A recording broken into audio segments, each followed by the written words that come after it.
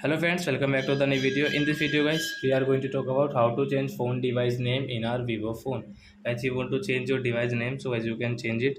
And guys, now let's see how to change device name in our Vivo phone. So friends, you want to change your device name, so guys you can change it. And guys, now let's see how to change device name in our Vivo phone. In this video guys, I will show you. So when first of all open your phone setting to change device name. Then guys you can see your settings. So guys tap here. Then guys scroll it. And guys click on your about phone setting. Guys tap here guys this pencil option, guys tap here and guys cut, and guys you can change your device name from here. So example for guys we will take vivo,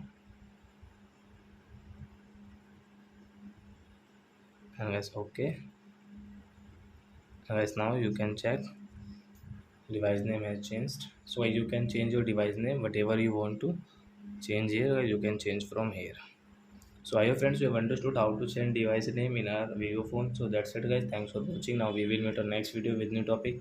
Before going guys, please go and like my video, subscribe my channel. Bye bye friends.